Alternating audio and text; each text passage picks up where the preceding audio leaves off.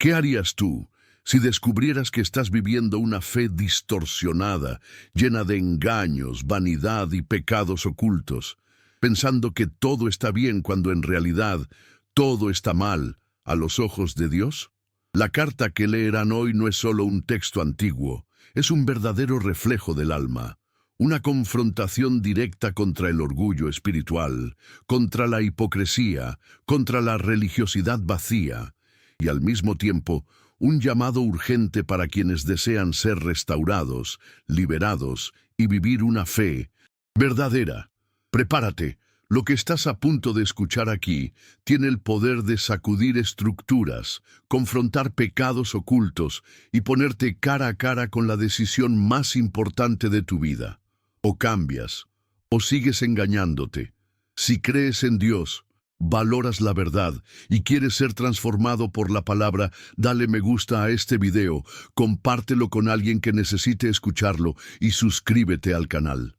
Porque hoy entenderéis por qué la primera carta a los Corintios no es solo un mensaje para ellos, sino una advertencia directa, para mí y para vosotros. Era el año 55 d.C.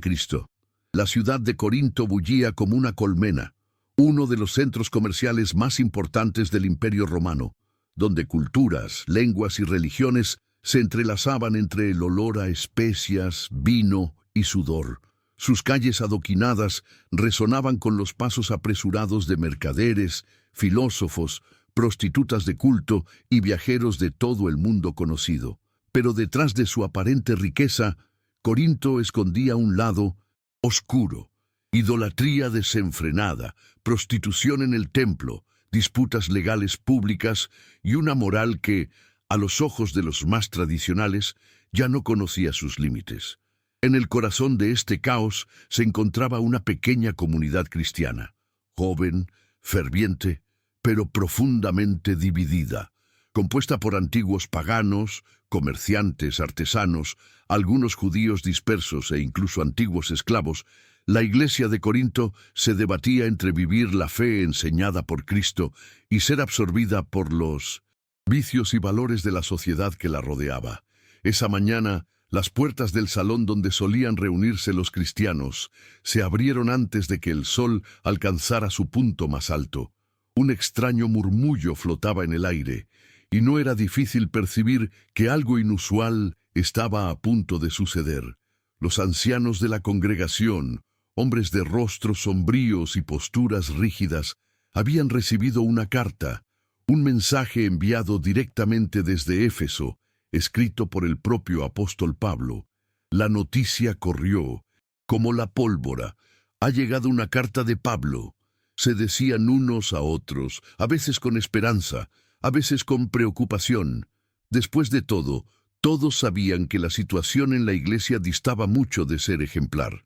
Las disputas internas, los escándalos inmorales y las constantes quejas ya no eran un secreto, ni siquiera entre los no cristianos de la ciudad. Y ahora, todos reunidos, apiñados, hombro con hombro, con miradas que mezclaban expectación, miedo e incluso resistencia, esperando que las palabras del apóstol se leyeran en voz alta ante toda la asamblea. El hombre que debía leer la carta esa mañana era Crispo, uno de los líderes más respetados de la comunidad, un ex líder de la sinagoga local que se había convertido años antes después de escuchar a Pablo predicar. Su barba espesa y bien cuidada contrastaba con las profundas líneas de su frente, marcas de la carga que llevaba al intentar, sin mucho éxito, mantener unida a la congregación. Junto a él, otros hombres esperaban en silencio. Estéfanas, llamado las primicias de Acaya, porque había sido uno de los primeros conversos. Fortunato y Acaico, que habían sido enviados a Éfeso meses antes para informar a Pablo lo que había estado sucediendo. Cada rostro allí era una historia viva, de transformación, lucha, reveses y a menudo recaídas.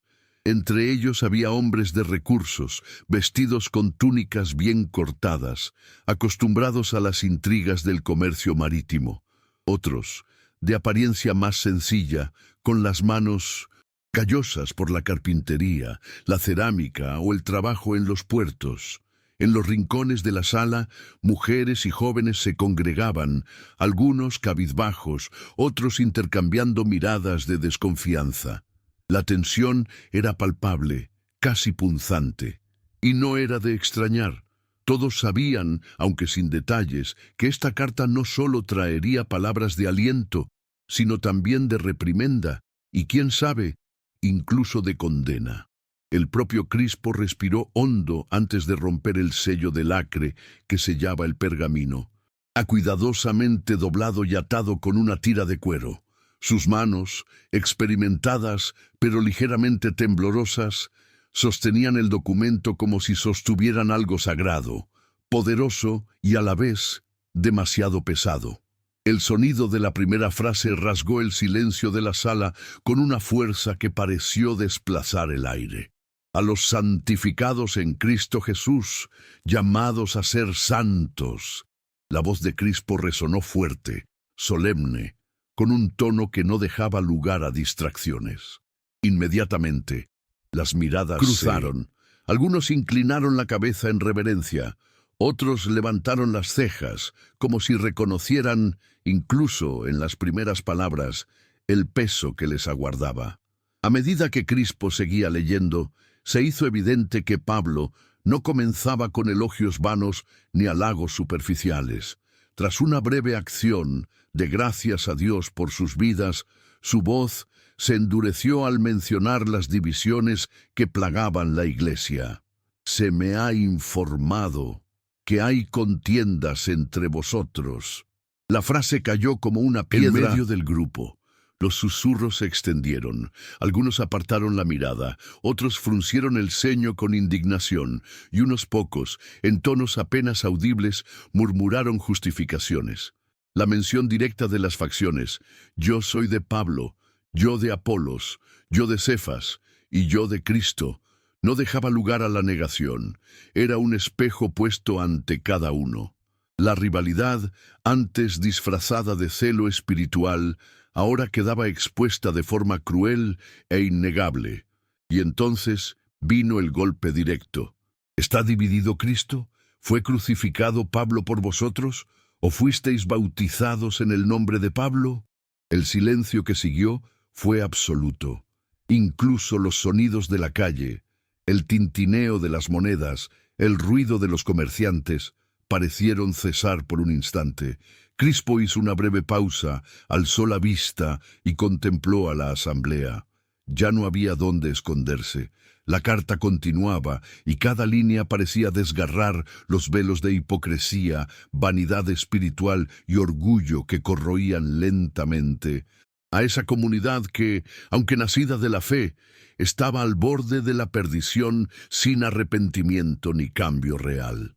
Con cada frase leída, el peso de esas palabras parecía recaer sobre los hombros de los presentes. Pero Pablo no se detuvo en las divisiones internas. Crispo continuó, con la voz ahora más lenta, como si intentara contener la respiración ante la gravedad de lo que leía.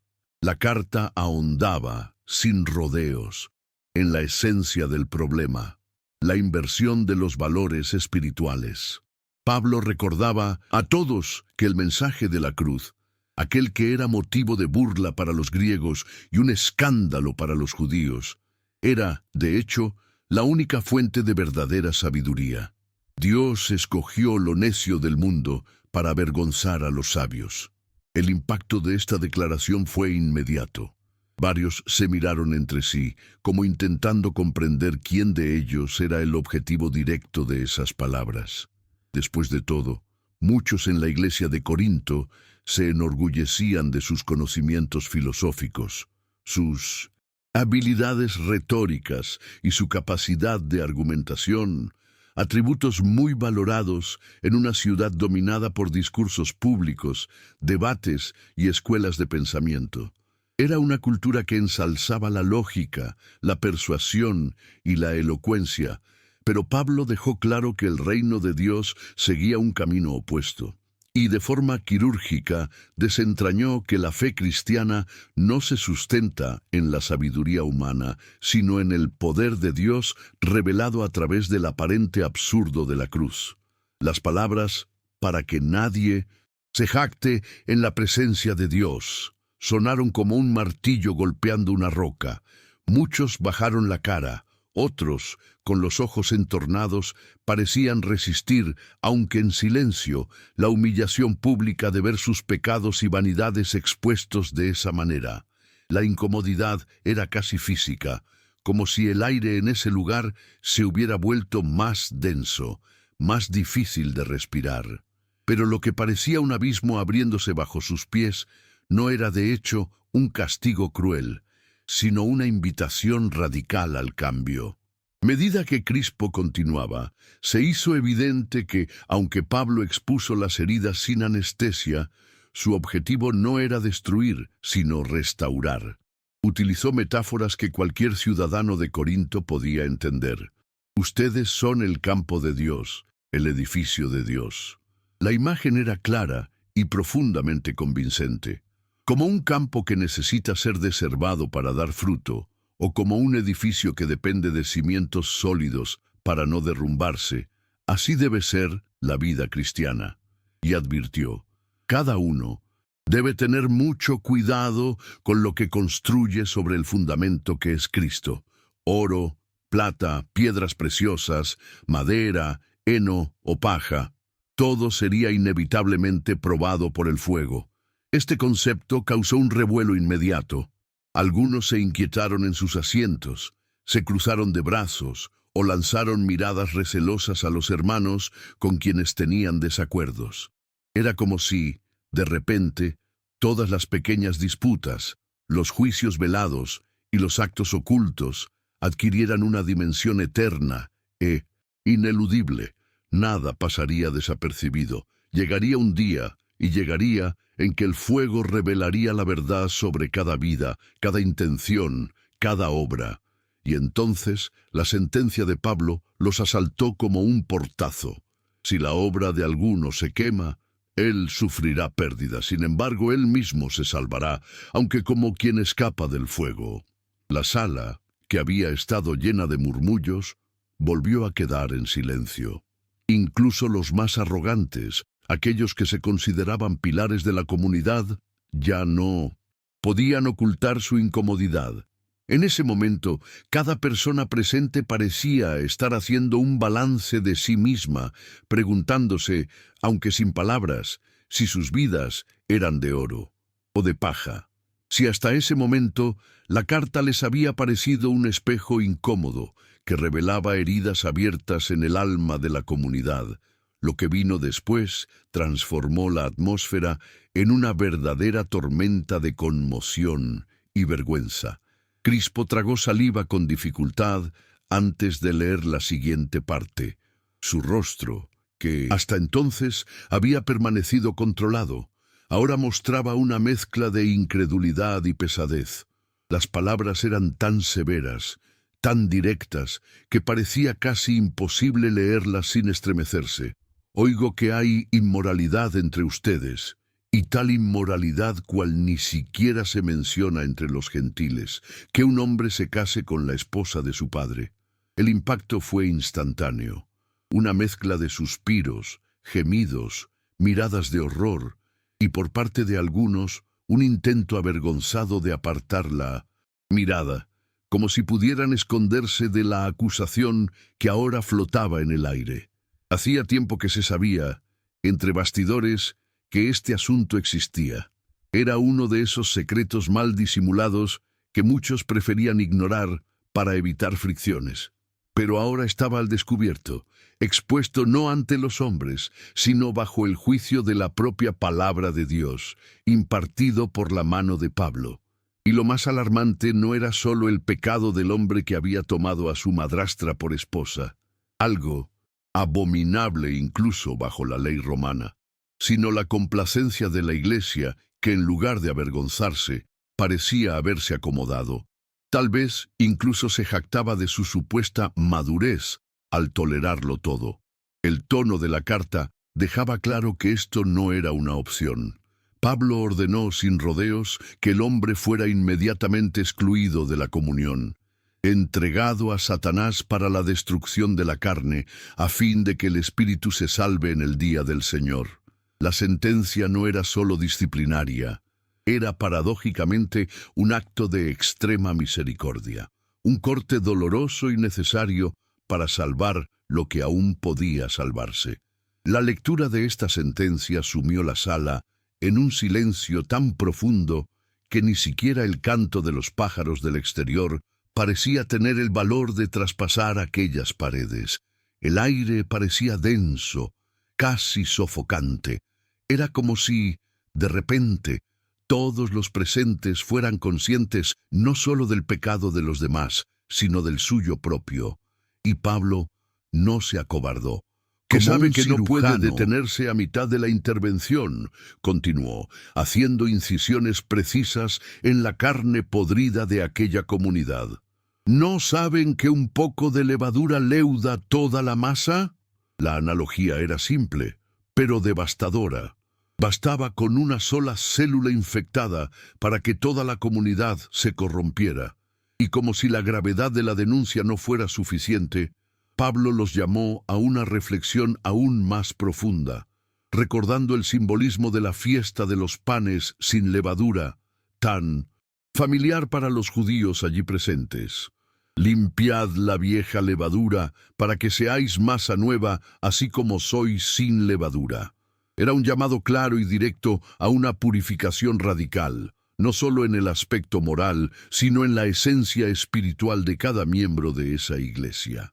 El mensaje era inequívoco, no había lugar para la tolerancia del pecado deliberado.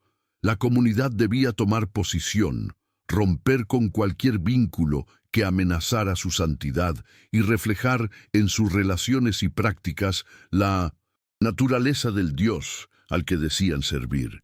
Y una vez más, Pablo reiteró que este juicio no se aplicaba a los de afuera. El mundo, con sus valores distorsionados, sería juzgado por Dios a su debido tiempo. Pero dentro de la iglesia, sí, había un estándar, una responsabilidad urgente. Por tanto, quitad de entre vosotros a ese inicuo. Al concluir Crispo esta sección, su mirada se cruzó, aunque brevemente, con la de algunos presentes que, aunque intentaron disimularlo, sabían que aquellas palabras habían calado hondo en sus defensas, excusas y justificaciones. Nadie saldría de aquella reunión de la misma manera que había entrado. Pero ni siquiera el escándalo moral fue el límite de la crisis en aquella iglesia. Unas pocas líneas más bastaron para que el tono de la carta cambiara, no de peso, sino de enfoque. Ahora Pablo dirigía su atención a algo que, aunque menos ruidoso, corroía a la comunidad desde dentro como un óxido invisible. Crispo respiró hondo antes de continuar. Me atrevo a decir que hay uno entre vosotros que, teniendo un pleito contra otro, va a juicio ante los injustos y no ante los santos. La frase, llena de indignación, pareció tocar una herida sensible que muchos intentaron ignorar. Era práctica común entre los corintios, incluidos algunos miembros de la iglesia, recurrir a los tribunales públicos para resolver disputas personales. Allí, en las plazas, ante jueces paganos y un público que a menudo disfrutaba de las disputas ajenas, los hermanos en 1900 Cristo se atacaban y acusaban mutuamente, destrozando públicamente no solo sus propios testimonios, sino también la credibilidad de la fe que decían profesar. Pablo no solo condenó el acto, sino que quedó absolutamente consternado. ¿No saben que los santos juzgarán al mundo? Y si el mundo ha de ser juzgado por ustedes, son indignos de juzgar las cosas más pequeñas. La pregunta, que sonó más como un martillazo, resonó entre los presentes, quienes comenzaron a intercambiar miradas incómodas, especialmente algunos comerciantes conocidos en la ciudad por sus frecuentes disputas legales. Era imposible no notar que Pablo no estaba tratando con un concepto abstracto. Estaba señalando directamente prácticas concretas y vergonzosas que socavaban la unidad, el honor y la santidad de aquellas personas. La carta llegó como un torrente, desgarrando las frágiles estructuras que la comunidad había construido para justificar sus acciones. Digo esto para vergüenza vuestra. Crispo pronunció esta frase con una pausa más larga, dejando que cada sílaba se asentara en el pecho de los oyentes como un peso inevitable. Y Pablo no se detuvo en palabras de reproche. Sacó a la luz una realidad espiritual que los corintios parecían haber olvidado. No saben que juzgaremos a los ángeles. La frase, que a primera vista parecía surrealista, sirvió para reforzar un marcado contraste.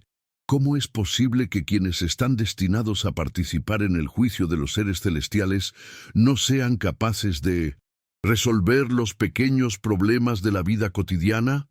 Fue una humillación pública, no en el sentido destructivo, sino en el correctivo.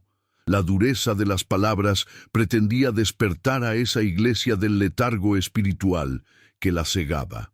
Y luego vino quizás una de las frases más importantes y memorables de la carta, una lista clara e innegociable de quienes no heredarán el reino de Dios: fornicarios, idólatras, adúlteros, afeminados, sodomitas, ladrones, avaros, borrachos, injuriosos, extorsionadores. Las palabras fueron tan hirientes que por un momento pareció como si el suelo se hubiera desvanecido bajo los pies de algunos. Sin embargo, al mismo tiempo, Pablo ofreció esperanza. Y esto erais algunos de vosotros, pero fuisteis lavados, fuisteis santificados, fuisteis justificados en el nombre del Señor Jesús y por el Espíritu de nuestro Dios. En ese momento ya no había lugar para fingimientos. Estos hombres y mujeres que tantas veces se habían jactado de su libertad, sus dones y sus posiciones, se enfrentaban ahora al doloroso recordatorio de quiénes habían sido y de lo fácil que sería volver al fango si no se arrepentían y se reconciliaban con la verdad del Evangelio. El ambiente, ya tenso, parecía ahora cargado de una especie de electricidad invisible, como si algo sobrenatural se cerniera sobre todos. Y si alguien pensaba que el peso de la carta disminuiría tras estas exhortaciones, estaba completamente equivocado. Crispo, con las manos sudorosas y una voz aún más firme, continuó leyendo. El tema pasó ahora a un asunto especialmente delicado para los corintios: la sexualidad. No había tema en la ciudad más delicado, más confuso y a la vez más presente en la vida cotidiana. Corinto era famosa por su templo dedicado a Afrodita, donde más de 1000 prostitutas oficiaban como parte de los ritos religiosos. En ese contexto, el cuerpo se consideraba algo desechable, una entidad separada del alma, sujeta a deseos y placeres sin consecuencias espirituales. Pero Pablo destruyó esta idea con una claridad desconcertante. La comida es para el estómago, y el estómago para la comida, pero Dios destruirá a ambos. Pero el cuerpo no es para la impureza, sino para el Señor, y el Señor para el cuerpo. Al oír esto, una sensación de inquietud recorrió la sala. Algunos se removieron incómodos, especialmente aquellos que, incluso dentro de la iglesia, aún conservaban la práctica de visitar prostitutas o tener relaciones extramatrimoniales, creyendo que esto no afectaba su vida espiritual. Pero Pablo dejó claro que el cuerpo no era solo un cascarón temporal, era y debía ser un templo del Espíritu Santo. Cada acto, cada elección, cada relación sexual conllevaba un peso eterno, una conexión espiritual, una marca que no podía simplemente ignorarse ni descartarse.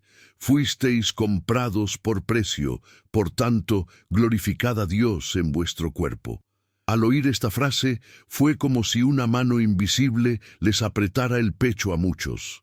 Al fin y al cabo, se trataba de una verdad que trastocaba siglos de creencias culturales, filosóficas e incluso religiosas. El silencio se volvió casi absoluto. Con cada palabra, la sensación de que nadie saldría ileso no hacía más que crecer.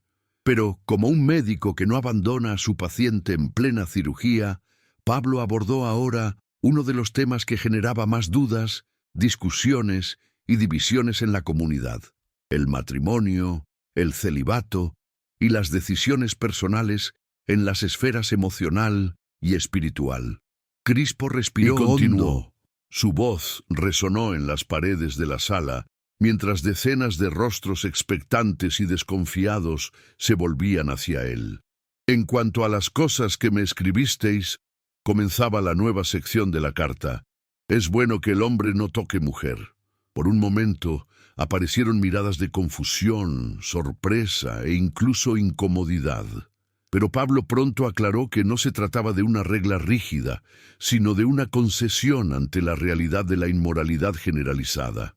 Que cada hombre tenga su propia mujer y cada mujer su propio marido. El mensaje era claro. El matrimonio no era solo un contrato social o un acuerdo cultural, era una protección espiritual, una alianza que preservaba cuerpo y alma de la tentación y la caída.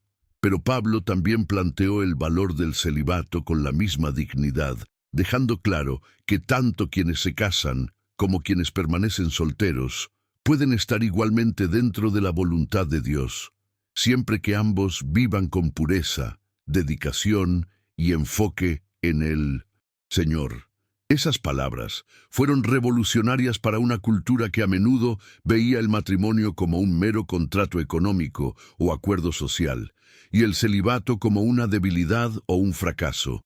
Pero ahora, allí, ante cada hombre y mujer que escuchaba esa lectura, emergía una nueva comprensión. Sus decisiones emocionales y sexuales ya no eran solo un asunto personal, eran y siempre serían parte integral de su espiritualidad, su obediencia y su adoración a Dios.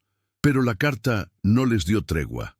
Tras aclarar los principios sobre el matrimonio, el celibato y la vida matrimonial, Pablo abordó un tema que, aunque parecía secundario, provocó acalorados debates en la iglesia de Corinto: la participación en banquetes donde se servía carne sacrificada a los ídolos. En el contexto de esa ciudad, este no era un dilema trivial. La mayoría de los alimentos que se vendían en los mercados públicos provenían de sacrificios realizados en templos paganos, y participar en fiestas y reuniones sociales a menudo implicaba consumir dichos alimentos.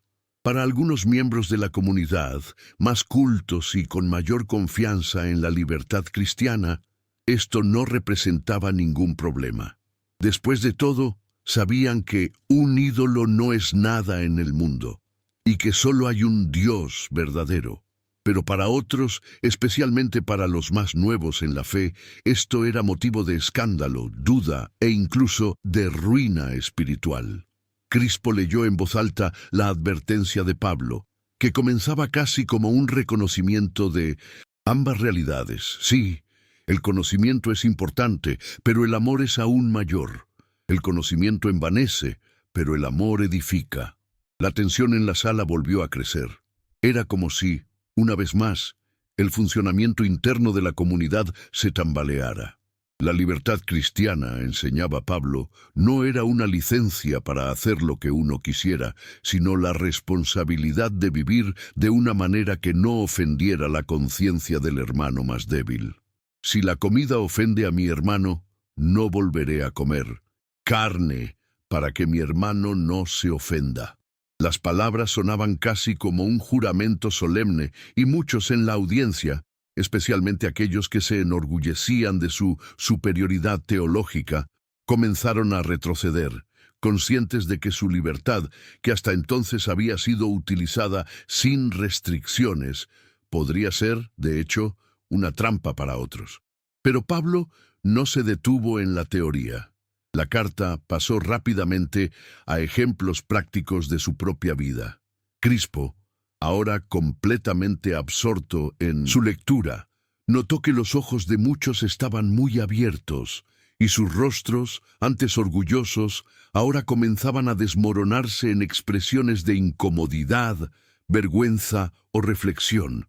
Pablo se aseguró de recordar a la gente que, como apóstol, tenía derecho a ser sostenido por la Iglesia, a recibir ayuda y a vivir de los frutos de su ministerio.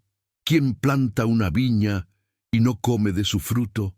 ¿O quién pastorea un rebaño y no come de la leche del rebaño? Las preguntas retóricas, una tras otra, apremiaban a sus oyentes como piedras arrojadas contra un muro de ruido.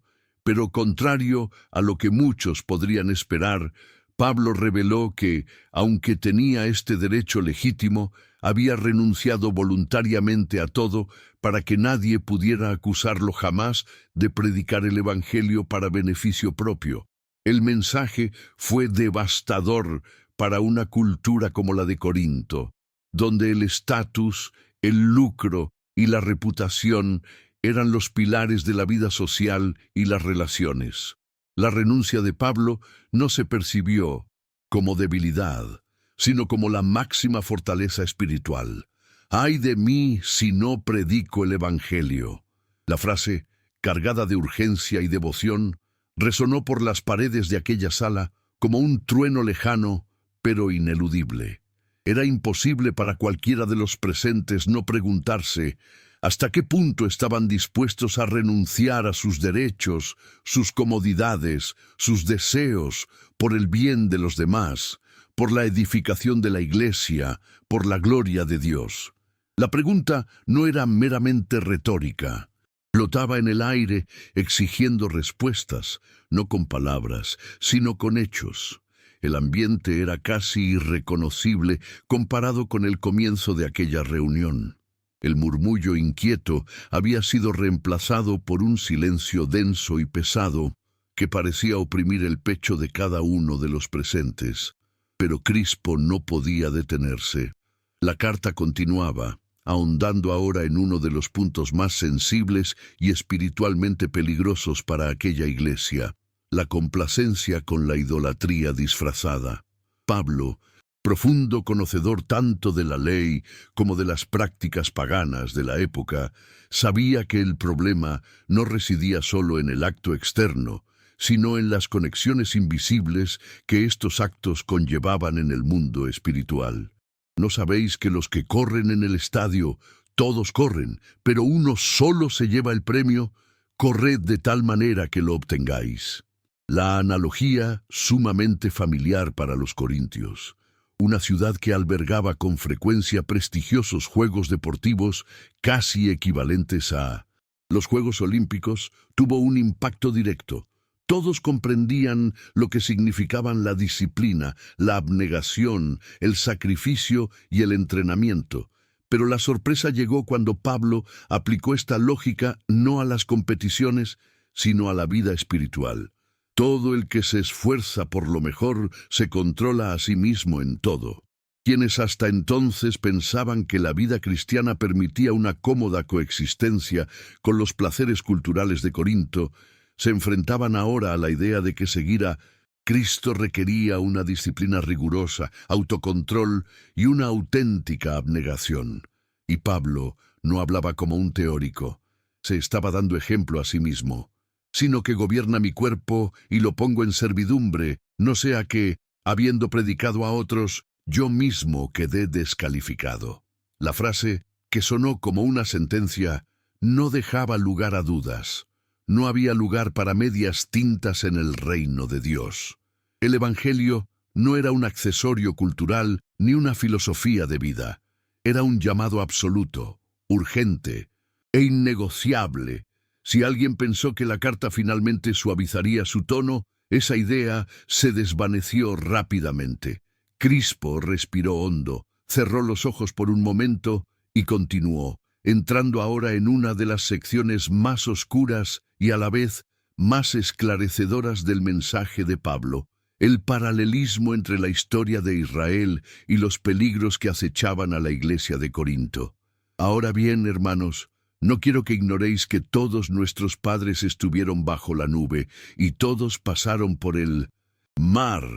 Ante esto, muchos de los judíos presentes se pusieron de pie, reconociendo de inmediato la referencia al Éxodo, al milagro que había liberado a Israel de la esclavitud en Egipto.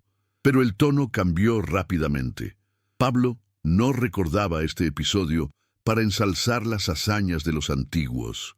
Lo hacía para advertir con una claridad casi cruel. Pero de la mayoría de ellos no se agradó Dios, pues quedaron postrados en el desierto. El recordatorio de los fracasos de Israel no era solo un hecho histórico, sino una advertencia directa para esa comunidad que, al igual que sus predecesores, había recibido señales, bendiciones, milagros, dones, y sin embargo, seguía peligrosamente encaminándose hacia la misma caída. La lista era aterradora: avaricia, idolatría, inmoralidad sexual, murmuración, tentación directa contra Dios. Pablo no escatimó en detalles. Así que, el que cree estar firme, mire que no caiga. Esta breve pero devastadora frase hizo que muchos allí presentes, especialmente aquellos más confiados en sus dones espirituales y supuesta madurez, bajaran la mirada al suelo, incapaces de sostener su orgullo en el espejo que ahora reflejaba su verdadera condición espiritual. Era como si cada línea de la carta fuera una mano invisible que rasgaba un velo, rompía una máscara, revelaba lo que antes se ocultaba bajo la fachada de la religiosidad y la apariencia. El silencio que llenaba la sala ya no era solo incomodidad, se había convertido en una conciencia colectiva casi palpable de que Dios estaba presente, juzgando, exponiendo, corrigiendo y al mismo tiempo ofreciendo redención. Crispo, quien había luchado por mantener la voz firme, notó que muchos ahora juntaban las manos, algunos con lágrimas en los ojos, otros mordiéndose los labios, luchando contra la inquietud interior. La siguiente sección de la carta pareció cambiar ligeramente el tono, estableciendo un equilibrio entre la advertencia y el consuelo. Dios es fiel, que no permitirá que sean tentados más allá de lo que pueden resistir, sino que con la tentación les dará también la salida. Por primera vez en muchos minutos, un suspiro colectivo recorrió la asamblea. Era como si, en medio de la tormenta de la confrontación, Pablo alzara un estandarte de esperanza, dejando claro que la vida cristiana, a pesar de requerir abnegación, disciplina y santidad, nunca sería un camino para recorrer solo o sin la ayuda divina. Pero a este consuelo le siguió inmediatamente un mandato innegociable: huyan de la idolatría. No se trataba de resistir, negociar ni racionalizar. Se trataba de huir, abandonar y romper por completo, sin retractarse, con cualquier práctica, objeto, costumbre o entorno asociado con la idolatría.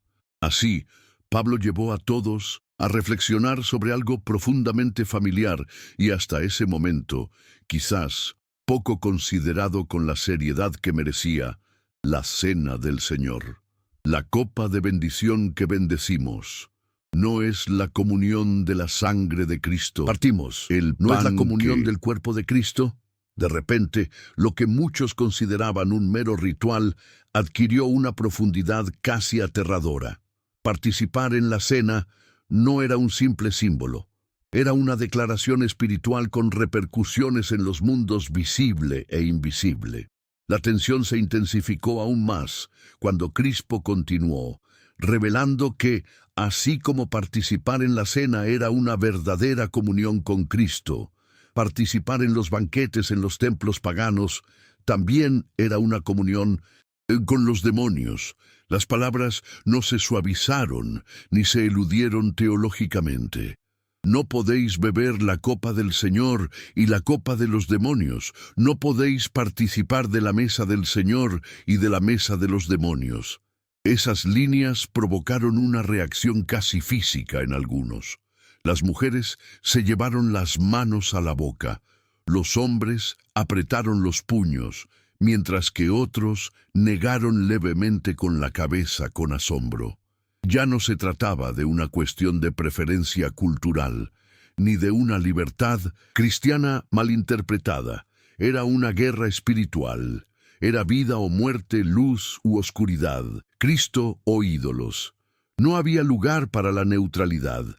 La carta dejaba absolutamente claro que cualquier intento de reconciliar la fe cristiana con costumbres y prácticas culturales impregnadas de idolatría era, de hecho, un acto de traición espiritual, una provocación directa a la ira de Dios.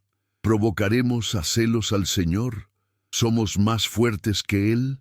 La pregunta retórica sonó como un trueno resonando en las paredes de ese lugar. Muchos allí, acostumbrados hasta entonces a justificar sus decisiones, se vieron obligados a afrontar una realidad ineludible. La fe cristiana no era compatible con las prácticas del mundo. Y si realmente querían seguir a Cristo, esto requeriría no solo un cambio interior, sino también rupturas concretas con hábitos, lugares, fiestas, amistades y entornos que llevaban, aunque disimuladamente, las marcas de la idolatría y la influencia espiritual de las tinieblas. Mientras Crispo continuaba leyendo, los presentes ya no podían apartar la mirada del pergamino, como si cada palabra fuera una frase que redefiniera su propia comprensión de lo que significaba ser cristiano en medio de aquella sociedad corrupta. La carta pareció entonces hacer una breve pausa entre las acusaciones directas y profundizar en una lección de discernimiento espiritual, una clave que separaba a los inmaduros de los maduros en la fe. Pablo, en un tono casi pastoral, comenzó a enseñar cómo ejercer la libertad cristiana con responsabilidad, sin dejar espacio para el pecado, pero también sin caer en legalismos inútiles. Todo me es lícito, pero no todo me conviene. Todo me es lícito, pero no todo me edifica. A primera vista, esas palabras podrían parecer un alivio, un respiro después de tantas confrontaciones, pero, en realidad, quizás tenían un peso aún mayor. El principio ahora ya no era solo evitar el pecado evidente, sino evaluar cada decisión desde la perspectiva del la edificación mutua y el testimonio. Que nadie busque su propio interés, sino el de los demás. La frase parecía clavarse en el pecho de cada oyente como una daga. Era una inversión total de la lógica social de Corinto. Una ciudad donde la búsqueda del propio beneficio, el progreso personal y el placer individual no solo era normal, sino que se fomentaba a todos los niveles. Ahora, la comunidad estaba llamada a vivir de una manera radicalmente opuesta, anteponiendo los intereses del hermano, la iglesia y el reino a sus propios deseos y derechos. Y por si fuera poco, Pablo desafió aún más la mentalidad de aquellos hombres y mujeres al abordar un tema cotidiano, pero cargado de implicaciones espirituales. ¿Qué debían hacer cuando eran invitados a comer en casa de incrédulos, donde, muy probablemente, se servía carne sacrificada a los ídolos? La respuesta, lejos de ser una simple lista de reglas, estaba envuelta en principios que requerían discernimiento, madurez y, sobre todo, amor. Coman de todo lo que se vende en el mercado sin preguntar por motivos de conciencia. Al principio, muchos respiraron aliviados. Después de todo, parecía simplificarles la vida, quitarles la carga de investigar cada trozo de carne. Pero entonces llegó la advertencia. Si alguien les dice, esto fue sacrificado a los ídolos, no lo coman, por causa de aquel que les advirtió y por motivos de conciencia. De nuevo, el objetivo no era simplemente protegerse espiritualmente, sino proteger la fe y la conciencia de los demás, especialmente de los más débiles en la fe, los nuevos conversos o incluso los incrédulos que observaban de cerca el comportamiento de quienes decían ser discípulos de Cristo. La enseñanza era clara. La libertad no era un fin en sí misma, sino un medio para expresar amor, respeto y responsabilidad dentro de la comunidad y en el mundo. Y entonces Crispo alzó ligeramente la voz al leer una de las frases más conocidas y a la vez más desafiantes de toda la carta. Una frase que en ese momento parecía no ser solo teoría, sino un veredicto que sellaba toda la reflexión hasta ese momento. Así que, ya sea que coman o beban o hagan cualquier otra cosa, háganlo todo para la gloria de Dios. Esas palabras, que ahora resonaban entre las columnas de piedra de aquel salón, parecían definir un nuevo estándar de vida, un nuevo punto cero en la historia de aquella comunidad. Ya no había lugar para excusas, autojustificaciones ni conversiones a medias. El síntoma llamado era absoluto. Cuando Crispo respiró hondo para continuar, ya no era posible identificar en los rostros de los presentes ese aire de autosuficiencia que muchos habían portado al principio de aquella reunión. La carta, que hasta entonces había parecido un martillo destrozando estructuras frágiles, ahora comenzaba a elevarse como un arquitecto que, tras retirar los escombros, diseñaba algo infinitamente más sólido y hermoso. El tema progresó, y Pablo, guiado por una excepcional claridad espiritual, comenzó a enseñar sobre el orden, la reverencia y el propósito del culto cristiano. Y aquí, de nuevo, una incomodidad inmediata se extendió por la sala. El apóstol se refería a prácticas que, hasta ese momento, muchos habían considerado normales, triviales, casi sin importancia, pero que, a los ojos de Dios, tenían peso, significado e impacto eterno. El asunto de que las mujeres se cubrieran la cabeza durante la oración y la profecía, por ejemplo, no era simplemente una costumbre cultural. Pablo explicaba que había un principio espiritual tras ello, relacionado con el orden de la creación, el honor, la sumisión y la gloria de Dios reflejada en la congregación. La murmuración comenzó de nuevo, especialmente entre quienes se vieron directamente afectados por esta instrucción. Para algunos sonaba incómodo, una afrenta a la libertad que creían poseer, pero, como siempre, la lógica del reino resultó ser diferente a la lógica del mundo, porque Dios no es Dios de confusión, sino de paz. El mensaje se desarrolló dejando claro que cada detalle del servicio, cada gesto, cada palabra, cada manifestación espiritual debía reflejar orden, reverencia y edificación. Nunca caos, exhibicionismo ni desenfreno emocional. Y entonces, como si fuera posible ahondar aún más en la vida de esa iglesia, Pablo tocó quizás la herida más dolorosa de todas, el abuso de la cena del Señor. Crispo tuvo que dejar de leer un momento, beber agua y respirar hondo. Tanta era la tensión que ahora parecía enrarecer el ambiente. Cuando se reúnen, no es para comer la cena del Señor. La frase, que a primera vista parecía contradictoria, era en realidad una acusación directa. Pablo denunció que, aunque esa comunidad se reunía para la cena, lo que en realidad estaba sucediendo distaba mucho de ser una celebración digna del sacrificio de Cristo. Había entre ellos quienes comían apresuradamente, sin esperar a los hermanos, otros que se emborrachaban y algunos que se quedaban sin comer, vigilando, hambrientos y humillados, mientras los más ricos se atiborraban. El tono de la carta se volvió casi cortante. ¿No tenéis casas para comer y beber? ¿O despreciáis la iglesia de Dios y avergonzáis a los que no tienen nada? El impacto de estas palabras era palpable. Algunos allí, conocidos por sus posesiones y por ostentar con frecuencia su estatus, ya no soportaban la mirada, ni siquiera respiraban con naturalidad. Pero Pablo no solo exponía el error, sino que les recordaba el verdadero significado de la cena. En ese momento, Crispo alzó levemente la voz, con un tono que mezclaba solemnidad y asombro. Porque yo recibí del Señor lo que también os he enseñado, que el Señor Jesús, la noche que fue entregado, tomó pan. Al resonar estas palabras, toda la sala pareció transportarse a ese momento sagrado de la última cena. Y quizás por primera vez, muchos comprendieron que el pan y el vino no eran simples rituales, sino una verdadera participación en el cuerpo y la sangre de Cristo. Y participar de ellos indignamente no era solo un fracaso litúrgico, sino someterse al juicio directo de Dios mismo.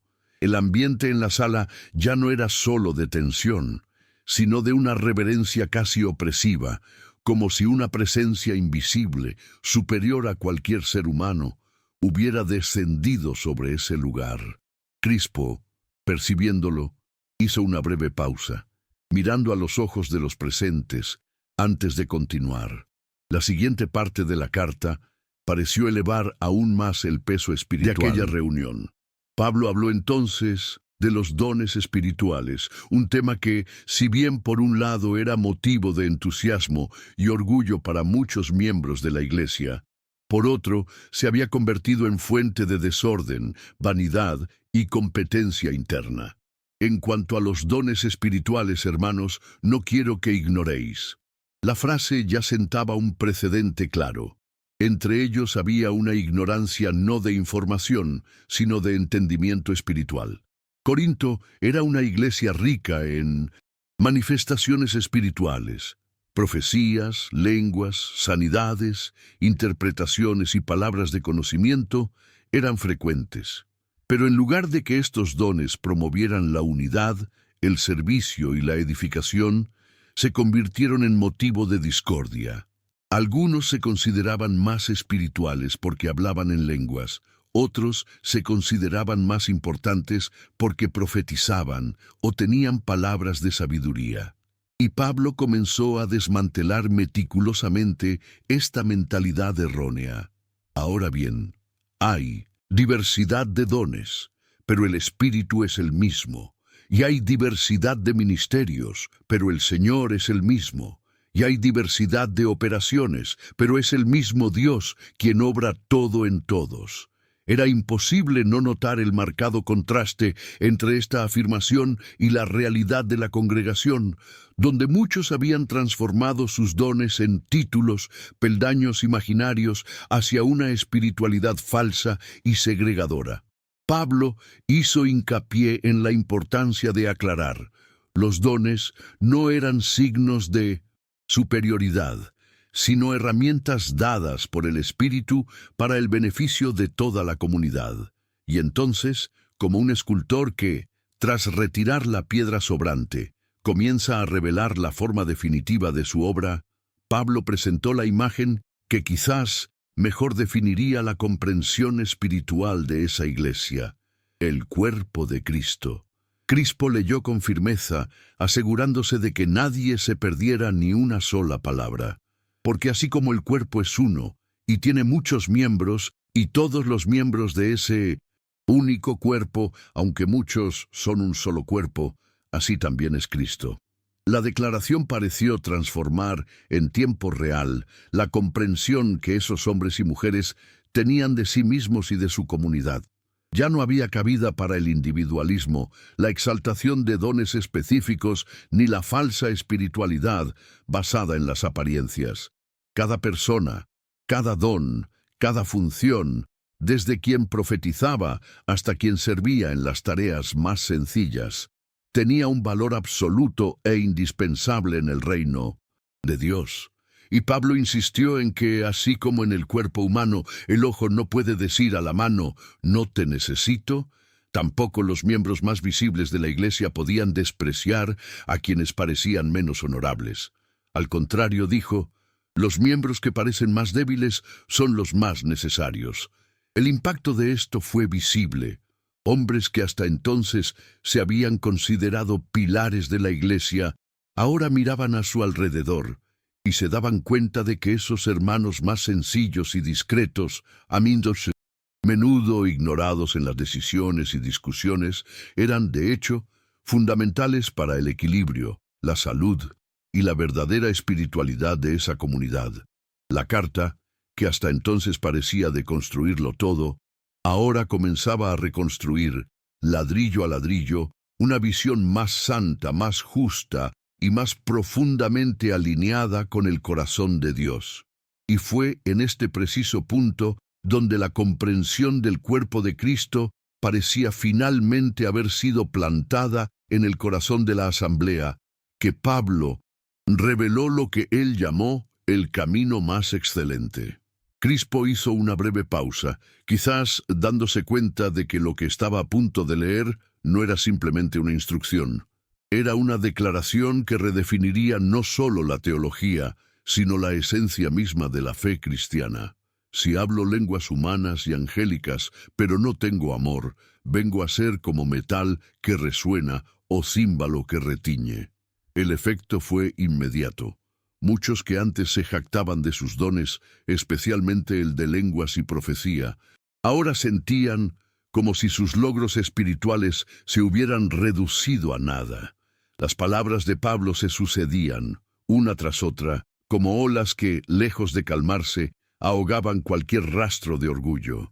Si tuviera el don de profecía y comprendiera todos los misterios y todo el conocimiento, pero no tengo amor, nada soy. Y entonces, como un espejo perfecto, Pablo comenzó a describir el amor. No un amor romántico ni abstracto, sino un amor práctico y concreto que se manifiesta en las relaciones humanas, en las decisiones cotidianas, en el trato de cada hermano. El amor es paciente y bondadoso, no tiene envidia, no se jacta ni se envanece. Mientras Crispo leía, era como si cada adjetivo y descripción fuera una cuchilla que, con precisión quirúrgica, eliminaba de las almas de los presentes cualquier rastro de vanidad espiritual, rivalidad u orgullo. Allí, en esa sala, hombres y mujeres comprendieron quizás por primera vez que los dones, los ministerios, los servicios, todo lo que hasta entonces habían considerado la medida de su espiritualidad, era inútil, absolutamente inútil, si no se basaba en el amor. Y como si aún hubiera algo más profundo por revelar, Pablo presentó la eternidad del amor en contraste con la transitoriedad de los dones y el conocimiento terrenales. El amor nunca deja de ser.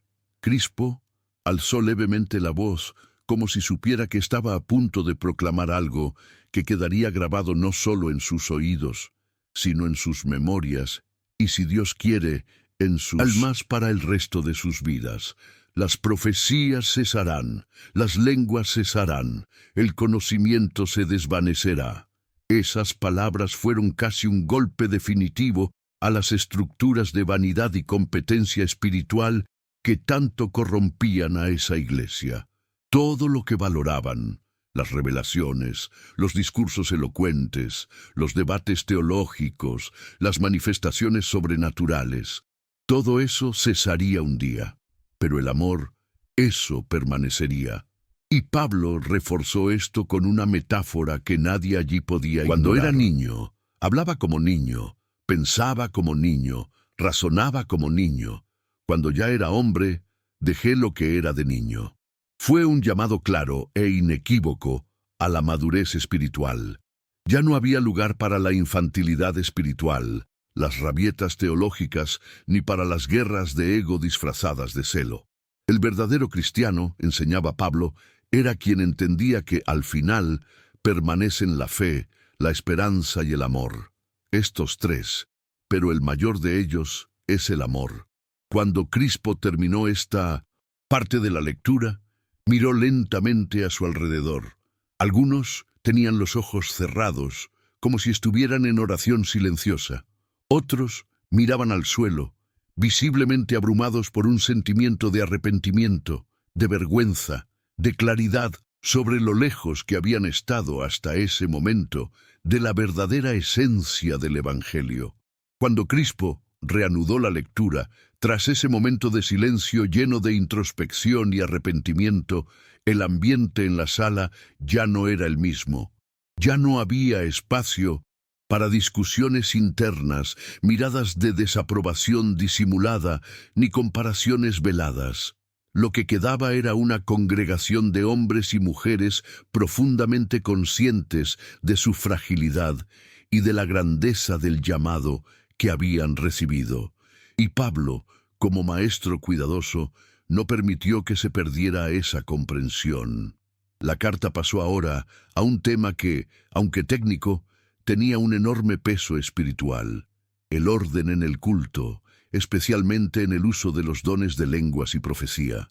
Crispo leyó con voz firme, casi solemne: «Seguid el amor y procurad los dones espirituales, pero sobre todo que profeticéis». El énfasis de Pablo era claro y directo. La profecía, por su capacidad de edificar, exhortar y consolar, era infinitamente más útil para la comunidad que hablar en lenguas, que sin interpretación se convertía en un discurso enigmático e incomprensible, inútil para quienes lo escuchaban. El que habla en lenguas se edifica a sí mismo, pero el que profetiza edifica a la iglesia. Palabras resonaron en los corazones de los presentes, muchos de los cuales, hasta entonces, habían ostentado el don de lenguas como un trofeo espiritual, creyendo que los hacía más santos, más conectados con Dios. Pero ahora comprendían que, en la lógica del reino, la verdadera espiritualidad no se medía por cuánto uno se elevaba a sí mismo, sino por cuánto edificaba a los demás. Y Pablo no dejó lugar a interpretaciones ambiguas. Crispo continuó, revelando directrices tan claras y objetivas que era imposible abandonar aquella reunión sin comprender cuál debía ser el nuevo estándar para el culto y la vida en comunidad. Si alguien habla en lenguas, que lo hagan 2, o a lo sumo 3, y por turnos, y que alguien interprete. Y si no había nadie que interpretara, la instrucción era igualmente inequívoca: guarda silencio en la iglesia y habla contigo mismo y con Dios. El impacto de esta guía fue inmediato. Hombres y mujeres que hasta entonces se habían considerado libres de manifestar sus dones sin ningún filtro ni orden, ahora se encontraban confrontados con la realidad de que el desorden no provenía del Espíritu de Dios, sino de la carne disfrazada de espiritualidad. Y Pablo continuó, extendiendo estas instrucciones también a los profetas: que hablen 2 o 3 profetas y los demás juzguen. Era una clase pública, un curso intensivo sobre cómo debía funcionar la adoración cristiana, donde todo tenía su lugar, tiempo y propósito, siempre enfocado en la edificación de todos, nunca en la exaltación individual. Porque Dios no es Dios de confusión, sino de paz, como en todas las iglesias de los santos. Esta frase, al ser pronunciada, parecía sellar definitivamente un ciclo. Era el fin de la excusa de la espontaneidad descontrolada, el fin de la excusa de «así me guía el Espíritu», cuando en realidad lo que nos guiaba era nuestro propio ego. Y por si fuera poco, Pablo también se aseguró de reafirmar que todo debía hacerse con decencia y orden. La enseñanza no era una sugerencia, sino un mandamiento, una norma divina, innegociable y universal, aplicable no solo en Corinto, sino en todas las iglesias que verdaderamente llevan el nombre de Cristo. Si bien toda la carta hasta ese momento había sido un verdadero terremoto espiritual, era evidente que Pablo había reservado el clímax de su mensaje para lo que, según él, era el fundamento de la fe cristiana: la doctrina de la resurrección. Crispo, al darse cuenta de que estaba a punto de entrar en esta parte, respiró hondo, volvió a ajustar el pergamino en sus manos y miró rápidamente a la asamblea, como si supiera que las siguientes palabras serían, sin lugar a dudas, las más cruciales de toda la reunión. Si Cristo no resucitó, vuestra fe es vana. Por lo tanto, aún estáis en vuestros pecados. La frase fue como una cuchilla que cortaba cualquier rastro de duda o fe superficial. Era imposible oírla sin que todo el cuerpo se estremeciera. La verdad era simple e innegociable. Si la resurrección no era real, Entonces todo ese esfuerzo, todo ese sacrificio, todo ese sufrimiento por la fe simplemente no tenía sentido. Pero Pablo no dejó lugar a la incertidumbre. Declaró, con la autoridad de quien había visto a Cristo resucitado, que esta era una verdad indiscutible, presenciada por cientos, incluido él mismo como el último de los apóstoles. Es más, Pablo explicó que la resurrección de Cristo no fue un evento aislado, sino las primicias, la garantía de que todos los que están en Cristo también resucitarían, porque así como en Adán todos mueren, también en Cristo todos serán vivificados. Era más que una doctrina. Era una esperanza concreta y tangible que cambió no solo el futuro, sino también el presente de cada hombre y mujer que se comprometió con esta verdad. Y entonces, como si guiara a todos sus oyentes por un pasillo cada vez más estrecho hacia un punto final, Pablo llevó su argumento a la escena más gloriosa que cualquier corazón humano pudiera concebir: el fin de la muerte, la victoria final, la transformación total y definitiva de quienes pertenecen a Cristo. Les digo un misterio: no todos dormiremos, pero todos seremos transformados. Al oír esto, la sala se llenó de conmoción. Algunos se llevaron las manos a la cara, otros contuvieron las lágrimas, y muchos, entrecerrando los ojos, intentaron sin éxito contener las lágrimas que insistían en caer. Crispo continuó, ahora con la voz más entrecortada, casi como si también necesitara oír esas palabras. En un momento, en un abrir y cerrar de ojos, a la final trompeta, los muertos resucitarán incorruptibles y nosotros seremos transformados. Era imposible permanecer indiferente ante la descripción de ese momento futuro, cuando todo lo corruptible, el cuerpo, el sufrimiento, el dolor, el pecado, la muerte, sería absorbido por la vida, por la inmortalidad, por la gloria de Dios. Y entonces llegó la declaración que pareció rasgar los cielos, como un grito de guerra celestial que resonó no solo en las paredes de esa sala, sino, de alguna manera, en el universo mismo. La muerte ha sido absorbida por la victoria. Oh muerte, ¿dónde está tu aguijón? Oh infierno, ¿dónde está tu victoria? Esas palabras ya no eran solo teología, ni simple discurso. Eran una proclamación de soberanía, de esperanza, de redención definitiva. Y en ese momento, cualquier problema, cualquier disputa, cualquier orgullo que hasta entonces hubiera infestado a esas personas parecía pequeño, irrelevante, completamente aplastado por la grandeza de esa promesa. Crispo respiró hondo. Sus ojos, ligeramente llorosos, recorrieron lentamente el pergamino ya desgastado que tenía en las manos, como si supiera que se acercaba al final de una lectura que sin duda cambiaría el rumbo de aquella comunidad para siempre. Y de hecho, así lo parecía. La carta avanzaba hacia sus últimas instrucciones, pero a diferencia del tono pesado y confrontativo del principio, el cierre tenía un tono más pastoral y práctico, casi como si, tras una larga reprimenda, extendiera la mano para ayudar a su hijo a levantarse.